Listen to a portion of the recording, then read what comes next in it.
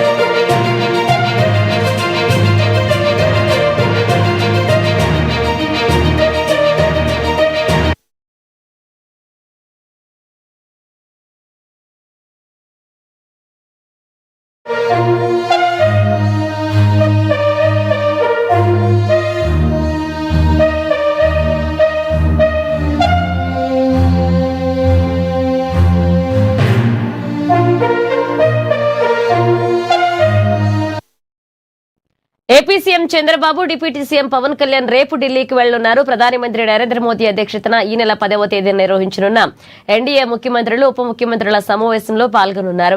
ఇక మోదీ ప్రభుత్వం కేంద్రంలో 3వసారి అధికారంలోకి వచ్చి 2 ఏళ్లు పూర్తవుతున్న నేపథ్యంలో ఈ సమావేశానికి ప్రాధాన్యం ఏర్పడింది. ఇక దేశ వ్యాప్తంగా ఎన్డీఏ పాలిత రాష్ట్రాల సీఎంలు, డిప్యూటీ సీఎంలు హాజరు కానుండగా కేంద్ర ప్రభుత్వ అభివృద్ధి కార్యక్రమాలు, సంక్షేమ పథకాల అమలు, రాష్ట్రాలతో సమన్వయం వంటి అంశాలపై చర్చ జరిగే అవకాశం ఉంది. అదేవిధంగా త్వరలో జరగబోయే కేంద్ర మంత్రివర్గ పునర్వ్యవస్థీకరణ అంశం కూడా ఈ సమావేశంలో ప్రస్తావనకు వచ్చే అవకాశాలు ఉన్నాయి.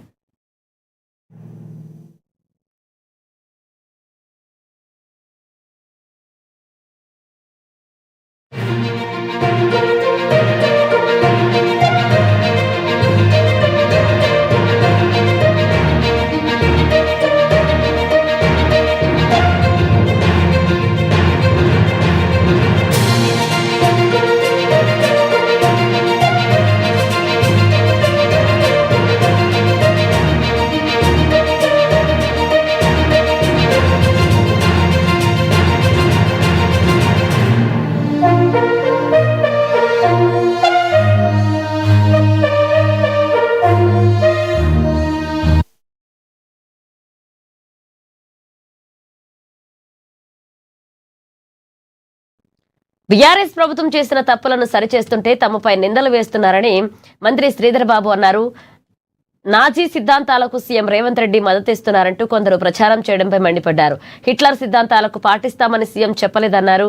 ఏదైనా పని సాధించే వరకు విరమించని వాడినే హిట్లర్ అంటారని, ఏ పనినైనా పట్టుదలతో సాధించాలని సీఎం చెప్పారన్నారు. హైడ్రా, భూ కబ్జాదారుల గుండెల్లో భయం పుట్టిస్తుంటే ఓర్వలేకపోతున్నారంటన్నారు. హైడ్రా చట్ట పరిధిలోనే పనిచేస్తుందన్నారు. హైడ్రా చర్యలను ప్రజలు హర్షిస్తున్నారని, బీఆర్ఎస్ నేతలకే ఇబ్బంది కలుగుతున్నట్లుగా ఉందన్నారు. ఒకసారి మేము ఫిలాసఫీని అడాప్ట్ చేసుకోలేదు, ఒక ఐరన్ డిసిప్లిన్ గా వెళ్ళాలనే ముఖ్యమంత్రి గారి ఆలోచన. ఆ ప్రయత్నంలో ముందుకు పోతా ఉన్నాం. తెలంగాణ సమాజం ఎవరి అహంకారంపై తిరగబడి ఎవరిని గద్దెదించి ప్రతిపక్షంలో కూర్చోబెట్టిందో, అసెంబ్లీ వారికే కాదు, లోక్సభలో కానీ, స్థానిక సంస్థల ఎన్నికల్లో కానీ, అటు గ్రామ పంచాయతీలో కానీ, ఇటు మున్సిపాలిటీలో కానీ ఇదే నిదర్శనం కేటీఆర్ గారు. నేను ఒకటి మాట మనవి చేస్తా ఉన్నా. ఈరోజు ఆనాడున్న మాజీ ముఖ్యమంత్రి కేసీఆర్ గారి మాటలను, ఆ రోజు వారు చెప్పిన మాటల ప్రస్తావనలో హిట్లర్ గారి ప్రస్తావన వచ్చిందా లేదా? కేసీఆర్ గారు హిట్లర్ సిద్ధాంతాన్ని అమలు పరిచిండ్రా ఇప్పుడు? మరి వారి ఆలోచన మేరకు కేటీఆర్ గారిని వాళ్ళ నాన్నని అడగమంటున్నాం. ఇప్పుడు ఎందుకు చెప్పినానంటే, హిట్లర్ మూవీకి సంబంధించి కానీ, ఈరోజు కేసీఆర్ మాట్లాడింది కానీ, ఈరోజు మళ్ళా ప్రత్యేకమైన ప్రస్తావనతో కబ్జాదారులని, అవినీతి పరులను, అన్యాయం చేసేవారిని, ప్రభుత్వ భూములను లాక్కునే వారిపై ఉక్కుపాదంతో చట్టాన్ని అమలు చేసే కార్యాచరణ తీసుకుంటామని వారి ఆలోచన. ఆ రోజు ఒక ప్రముఖ దినపత్రకు సంబంధించిన సంభాషణలో వారు ముఖ్యమంత్రి గారు చెప్పడం జరిగింది. ఈరోజు నేను ఎందుకు చెప్తా ఉన్నానంటే, ఒక పరంగా వారు ఆ విధంగా మాట్లాడే ముందు హరీష్ రావు గారు ఒకసారి మీరు 2-3 అంశాలు చెప్తాను. మీ మేనిఫెస్టోలో ప్రతి అసెంబ్లీ నియోజకవర్గంలో 1,00,000 ఎకరాలకు కొత్తగా సాగు నీరు అందిస్తామన్నారు. ఏమైందని అడుగుతా ఉన్నాం. రైతులకు ₹1,00,000 రుణమాఫీ ఎప్పుడు చేసిండ్రు?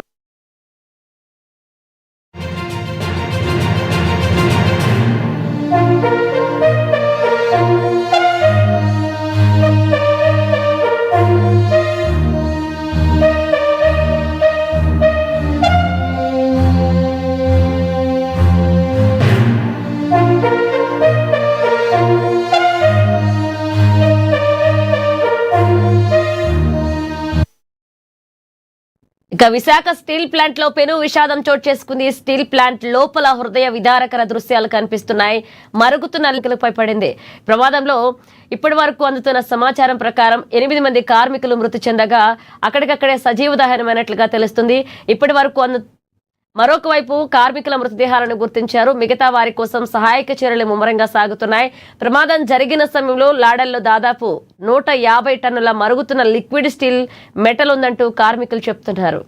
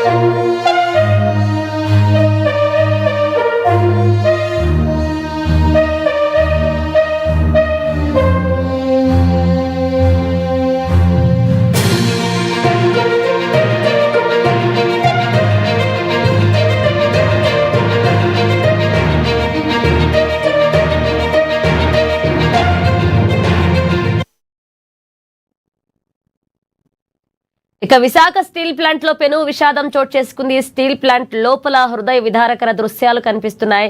ఇక మరుగుతున్న లిక్విడ్ స్టీల్ ను తరలిస్తుండగా ఒక్కసారిగా లాడెల్ బ్లాస్ట్ అవ్వడంతో ఈ భారీ ప్రమాదం సంభవించింది. మరుగుతున్న లాడెల్ ఒక్కసారిగా పేలిపోవడంతో ఆ ద్రవరూపం ఉక్కు కార్మికులపై పడింది. ప్రమాదంలో 8 మంది కార్మికులు అక్కడికక్కడే సజీవ దహనమయ్యారు. ఇప్పటి వరకు అందుతున్న సమాచారం ప్రకారం 4 కార్మికుల మృతదేహాలను గుర్తించారు. మిగతా వారి కోసం సహాయక చర్యలు ముమ్మరంగా సాగుతున్నాయి. ప్రమాదం జరిగిన సమయంలో లాడెల్లో దాదాపు 150 టన్నుల మరుగుతున్న లిక్విడ్ స్టీల్ మెటల్ ఉన్నట్లుగా కూడా కార్మికులు చెప్తున్నారు. ఇక మరొక వైపు ఈ ఘటనపై కూడా ఏపీ సీఎం చంద్రబాబు నాయుడు అలాగే అక్కడున్న అధికారులందరూ కూడా స్పందించారు. మరొక వైపు ఈ ఘటనకు సంబంధించి మాజీ సీఎం జగన్ కూడా స్పందించారు. ఈ ఘటన చాలా బాధాకరం అంటూ కూడా అన్నారు. మరొక వైపు అక్కడ సహాయక చర్యలు కొనసాగుతున్నాయి. ఇప్పటి వరకు 8 మంది మాత్రమే చనిపోయినట్లుగా తెలుస్తుంది. 4 కార్మికులను అయితే బయటకు తీశారు. దీనికి సంబంధించి మరిన్ని అప్డేట్స్ అయితే తెలియాల్సి ఉంది.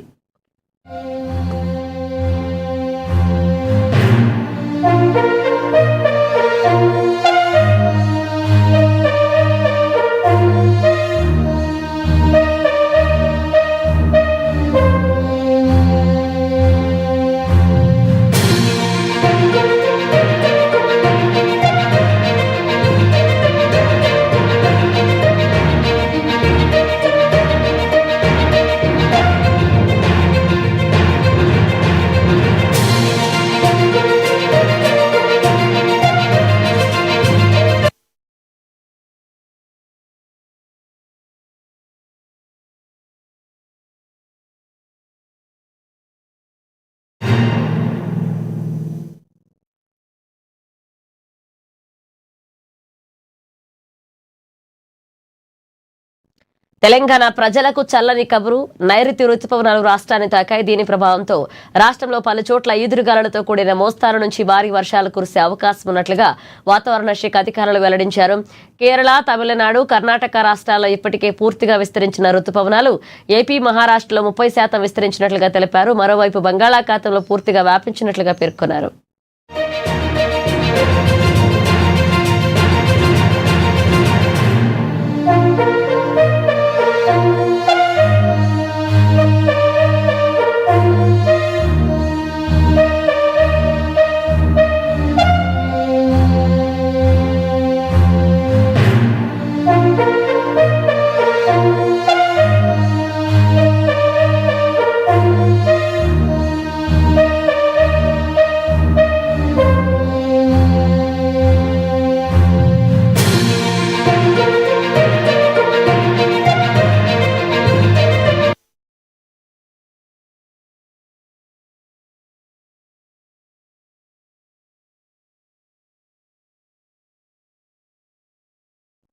ప్రభుత్వ ఆసుపత్రుల అభివృద్ధి ద్వారా ప్రజలకు మరింత మెరుగైన వేగవంతమైన వైద్య సేవలు అందిస్తామని మెదక్ జిల్లా కలెక్టర్ ప్రతిమా సింగ్ స్పష్టం చేశారు. జిల్లా కేంద్రంలోని పిల్లి కోట్యాల ఏరియాలో గల మాతా శిశు సంరక్షణ కేంద్రంలో ఆసుపత్రి అభివృద్ధి కమిటీ సమావేశం జరిగింది. ఈ సమావేశానికి ముఖ్య అతిథిగా హాజరైన కలెక్టర్ ఆసుపత్రి ఇన్ఫ్రాస్ట్రక్చర్, సిబ్బంది నియామకం, అంబులెన్స్ సేవలతో పాటుగా బడ్జెట్ కేటాయింపులపై వైద్యాధికారులతో సుదీర్ఘంగా చర్చించారు. రాజీవ్ ఆరోగ్యశ్రీ పథకం కింద పెండింగ్ బిల్లులు, శస్త్రచికిత్సలపై సమీక్ష నిర్వహించారు. ఆసుపత్రికి వచ్చే రోగులతో సిబ్బంది మర్యాదగా ప్రవర్తించాలని, వార్డుల్లో పారిశుద్ధ్యాన్ని పకడ్బందీగా నిర్వహించాలని ఆదేశించారు.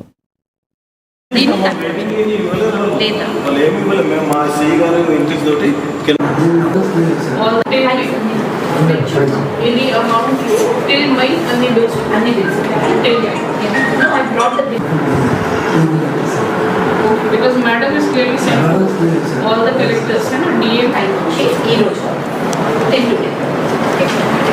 today కాదు, I think last 1 week backward. Sangareddy జిల్లా పటాన్చెరు నియోజకవర్గంలో భవన నిర్మాణ కార్మికుల నిరసనలు ఉధృతమయ్యాయి. ఇస్నాపూర్లోని యూనియన్ కార్యాలయం వద్ద హనుమంతు, యాదగిరి ఆధ్వర్యంలో గత వారం రోజులుగా కార్మికులు నిరసన కార్యక్రమాలు నిర్వహిస్తున్నారు. గత నెలలో సెంట్రింగ్ కార్మికులు చేపట్టిన నిరసనల్లో భవన నిర్మాణ కార్మికులను పక్కన పెట్టి వారి డిమాండ్లను మాత్రమే ఏకపక్షంగా సాధించుకున్నారని కార్మికులు మండిపడుతున్నారు. 44 రకాల మృతులు కార్మిక సంఘానికి చిన్నారావు అధ్యక్షుడిగా ఉన్నప్పటికీ తమ సమస్యలను పూర్తిగా విస్మరించారని ఆరోపించారు.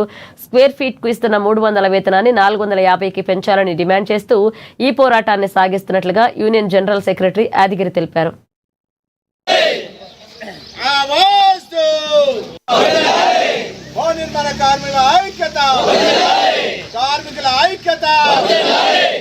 మేము ఎప్పుడు కలిసిమెలిసి జీవించే వాళ్ళం, ఒక సహకారం ఒకరిని తీసుకొని బతికే వాళ్ళం. మరి అదేవిధంగా మరి వాళ్ళు సెంట్రింగ్ హటావో మేస్త్రి బచావో అనే నినాదం సరైనది కాదు. మరి మేస్త్రీలను కూడా బ్రోకర్లు అని చెప్పడం సరైనది కాదు. మరి కొంతమంది పేడ్ ఆర్టిస్టులు వాళ్ళు వచ్చి ఆ ఇంజనీర్ వాళ్ళకు మేస్త్రీలకు సంబంధాలు ఉంటాయి హైదరాబాద్లో. మరి వాళ్ళకు ఇంజనీర్ కానీ అక్కడ ఉన్న బిల్డర్స్తో సంబంధాలు ఉంటాయి, వాళ్ళకి దగ్గర సంబంధాలు ఇంజనీర్తో ఉంటాయి. అక్కడున్న పిల్లర్ కానీ భీములు కానీ దోబైదో ఉంటుంది. ఈ విలేజ్ వరకు వస్తే, స్లమ్ ఏరియాలకు వస్తే అట్లా ఉండదు. మరి ఇక్కడేమో విలేజ్ల పరంగా చూస్తే, అర్బన్ ఏరియాలో చూస్తే మేస్త్రీలకు సెంట్రింగ్లకు చాలా అవినాభావ సంబంధం ఉంటుంది. మరి దీని అందరూ ఖండిస్తూ ఆ విషయంలో బాధపడుతూ మేస్త్రి హటావ్ సెంట్రింగ్ బచావ్ అనే నినాదానికి అందరూ బాధపడుతూ ఈ ధర్నాని గత 5 రోజులుగా దిగ్విజయం చేయడం జరిగింది. మరి దానికి ఆ మాట విన్న వెంటనే మా రాష్ట్ర అధ్యక్షుడు చిన్నారావు, మరి ఆయనకు ఆరోగ్యం బాగాలేదు, ట్రీట్మెంట్ కేరళలో జరుగుతున్నది. మరి ఆయన వచ్చి ఐలన్న నేనున్నానని చెప్పి ముందుకు రావడం జరిగింది. ఆయనకి ఈరోజు ఇందిరా పార్క్ దగ్గర మా తెలంగాణ భవన నిర్మాణ కార్మికుల ఆధ్వర్యంలో ఇస్నాపూర్ డివిజన్ కొన్ని వందలాది మంది బయలుదేరడం జరుగుతుంది. ఆయనకు సంపూర్ణ మద్దతు, సహాయ సహకారాలు ఆయనకు అందిస్తాం. ఇంతకుముందు గతంలో కూడా ఆయనకు సహాయ సహకారాలు అందించినాం, ఇప్పుడు అదే రకంగా అందిస్తాం. మరి ఈ సెంట్రింగ్ కార్మికులు, సెంట్రింగ్ మేస్త్రీలు పెట్టినటువంటి డిమాండ్ వల్ల మిగతా భవన కార్మికులకి వీళ్ళకి ఇబ్బంది కలుగుతుంది. వాళ్ళు అడిగిన డిమాండ్స్ ఎంతవరకు అయితే ఉందో అంతవరకు చేస్తే వీళ్ళు కూడా నష్టపోయే అవకాశం ఉంది. కాబట్టి ప్రభుత్వానికి ఇప్పుడు ఐలాండ్ చేస్తున్నటువంటి ధర్నాలో వీళ్ళు కూడా మద్దతు ఇస్తుపోయేది ఏంటంటే 450 స్క్వేర్ ఫీట్ చేస్తే మేము కూడా సెంట్రింగ్ వాళ్ళకి మేము ఒక 51 రూపాయలు పెంచుతామని మన మేస్త్రీలందరూ కంఠాపదంగా చెప్తున్నాము. మళ్ళీ దాన్ని దృష్టిలో పెట్టుకొని ఈ విషయం తొందరగా పరిష్కరిస్తే ఈ ధర్నాలు జరగకుండా ఉంటాయి, ఇవన్నీ మీటింగ్లు జరగకుండా ఉంటాయి. నిర్మాణాలు ఇప్పుడు ఎండాకాలం కాబట్టి నిర్మాణాలు, కన్స్ట్రక్షన్లు చాలా ఎక్కువ జరుగుతున్నాయి. ఈ ఇబ్బంది దిక్కెళ్ళి ఎకనామిక్ సాగుతాయని నేను అనుకుంటున్నాను. అయితే నేను కూడా వీళ్ళ సమస్యలన్నీ కూడా నాకు చెందినంత వరకు ప్రభుత్వానికి ఎంతవరకు అయితే నేను తీసుకెళ్ళగలుగుతున్నాను. నేను కాన్స్టిట్యూన్సీ నియోజకవర్గ సభ్యురాలు, ప్రెసిడెంట్ని. సో నాతో ఎంతవరకు అవుతుందో, నా పైన ఎవరైతే పెద్ద మనుషులు ఉన్నారో వాళ్ళకు కూడా వీళ్ళ ప్రాబ్లమ్స్, వీళ్ళ కష్టాలను కూడా నా ద్వారా కూడా వాళ్ళకి చేరవేస్తాను. హైదరాబాద్ జూబ్లీహిల్స్ మాజీ ఎమ్మెల్యే మాగంటి గోపీనాథ్ ప్రథమ వర్ధంతి కార్యక్రమాన్ని ఘనంగా నిర్వహించారు. వెంగళరావు నగర్ మాజీ కార్పొరేటర్ దేదీప్య విజయ ఆధ్వర్యంలో ఏర్పాటు చేసిన ఈ కార్యక్రమంలో ఆయన చిత్రపటానికి పూలమాలలు వేసి అశ్రునివాళులర్పించారు. మాగంటి గోపీనాథ్ ఆశయ సాధనలోనే తాము నడుస్తామని, ఆయన బాటలోనే ప్రజలకు నిరంతరం సేవ చేస్తామని దేదీప్య విజయ్ సందర్భంగా పేర్కొన్నారు. ఈ వర్ధంతిని పురస్కరించుకుని నియోజకవర్గంలోని వికలాంగులకు వీల్ చైర్లను పంపిణీ చేశారు. అనంతరం పేద ప్రజల కోసం భారీ అన్నదాన కార్యక్రమాన్ని చేపట్టారు.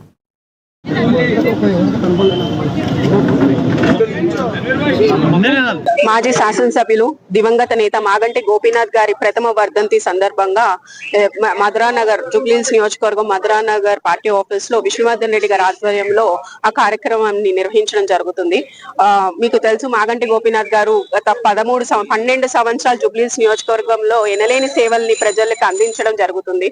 ప్రతి ఒక్క సేవా కార్యక్రమంలో ప్రతి ఒక్క పండగలో ఆయన ప్రజలతోనే మమేకమయ్యి ప్రజల మధ్యలోనే జరుపుకున్న సందర్భాలు ఎన్నో ఉన్నాయి. కాబట్టి వారు చేసిన సేవలు అలాగే అభివృద్ధి కార్యక్రమాలు జూబ్లీహిల్స్ నియోజకవర్గంలో జరిగిన అభివృద్ధి కార్యక్రమంలో అదే ప్రజలకి బీఆర్ఎస్ గవర్నమెంట్ లో వచ్చిన సంక్షేమ పథకాల్లో ప్రతి ఒక్క దాంట్లోనూ మాగంటి గోపీనాథ్ గారు కనిపిస్తూ ఉన్నారని ప్రజలు ఈ రోజు వరకు కూడా గుర్తుపెట్టుకున్న మహానేత ఆయన వర్ధంతి సందర్భంగా మాజీ శాసనసభ్యులు విష్ణువర్ధన్ రెడ్డి గారు ఆ సేవా కార్యక్రమాలు అలానే కంటిన్యూ అవ్వాలి, గోపన్న గారు ఏదైతే సేవలు చేసుకుంటూ వచ్చారో అవే సేవా కార్యక్రమాలు కంటిన్యూ చేయాలన్న ఉద్దేశంతో ఒక ఇద్దరికి ఫిజికల్ హ్యాండిక్యాప్డ్ వాళ్ళకి వీల్ చైర్స్ కూడా డిస్ట్రిబ్యూట్ చేయడం జరుగుతుంది.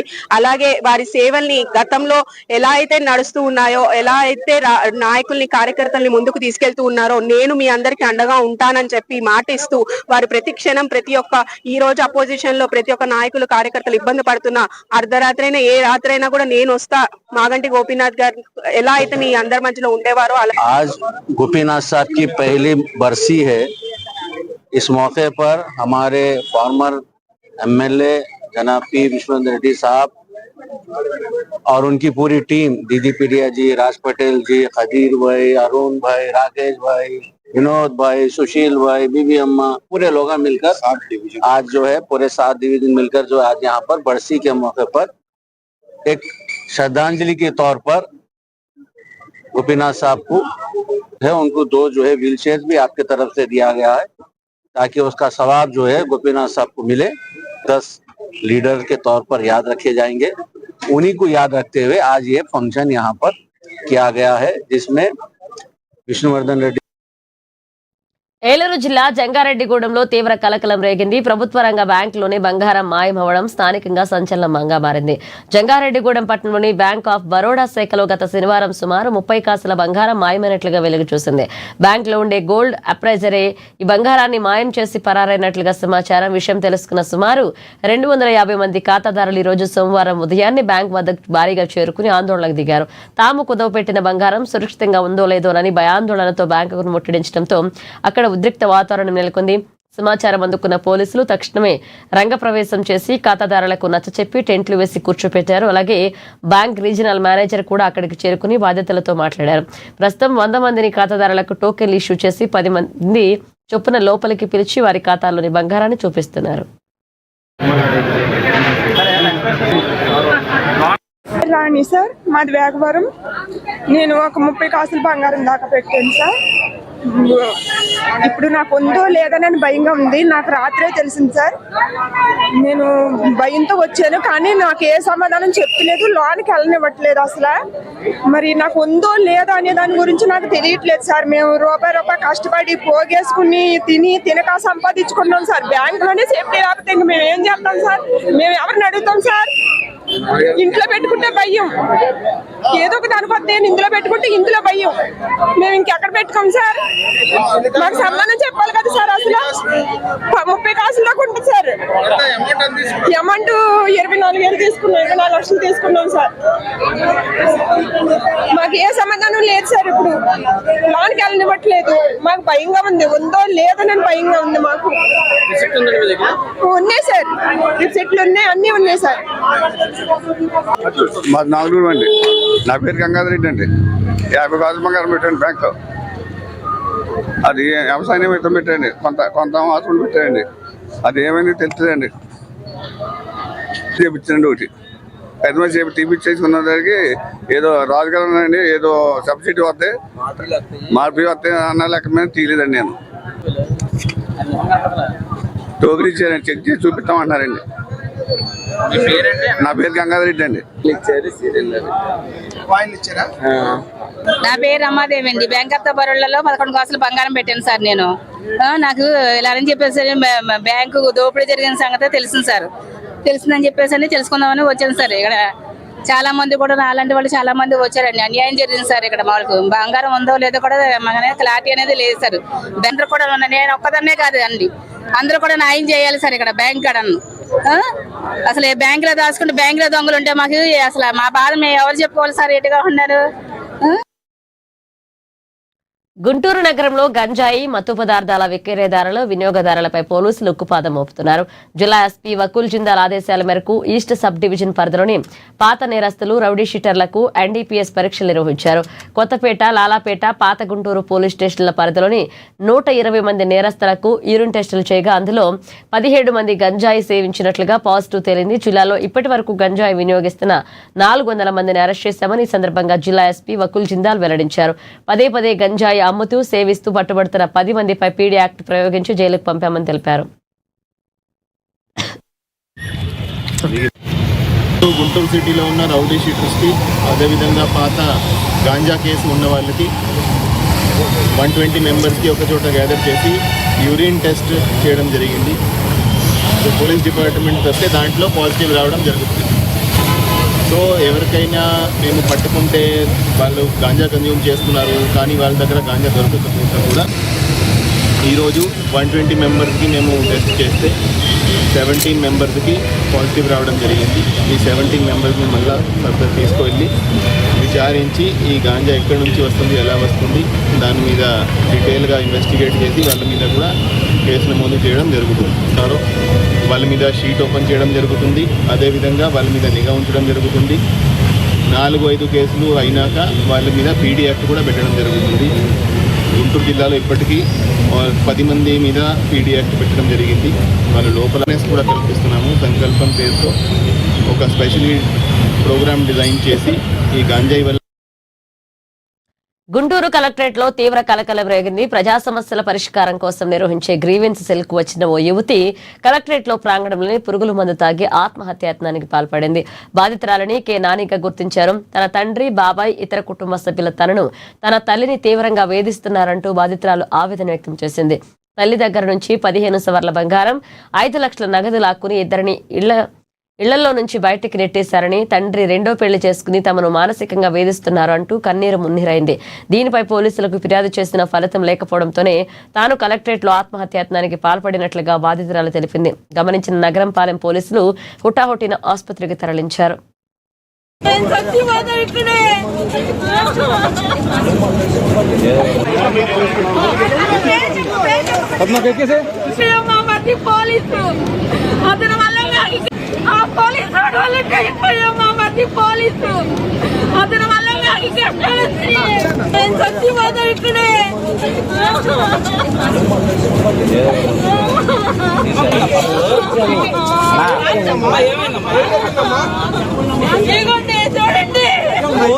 ఎందుకు తాగిందమ్మా?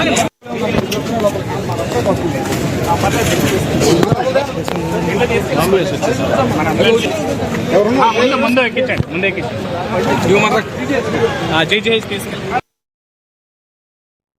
పల్నాడు జిల్లా చిలకలూరుపేట మండలంలో ఘోర రోడ్డు ప్రమాదం జరిగింది. కావూరు, కోమట్నేని వారిపాల గ్రామాల మధ్య అతివేగంతో వెళుతున్న ఓ కారు అదుపు తప్పి రోడ్డుపై బోల్తా పడింది.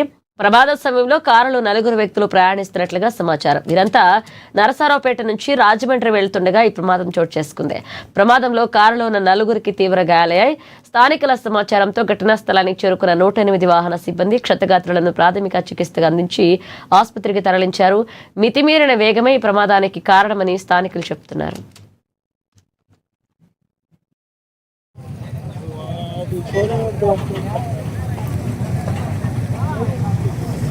మంచినీళ్ళు అన్న కష్టం బాగండమ్మా.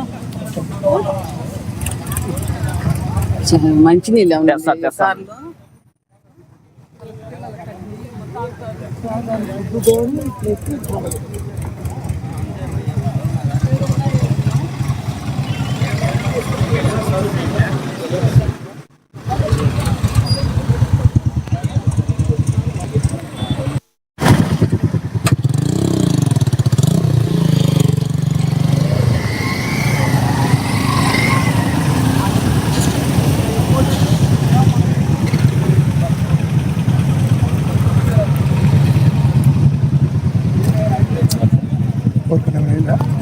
తెలియదు భయ్యా, మేము మీడియా వాళ్ళు.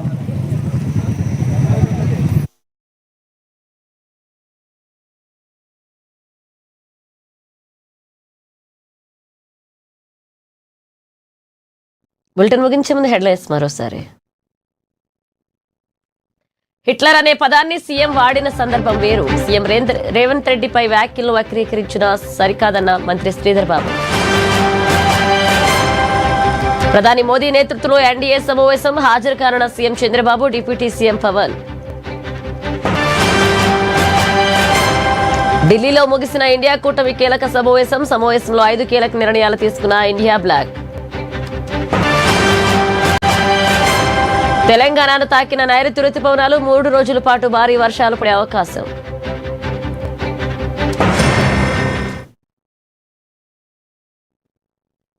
ఇవి bulletin updates. Keep watching ANN.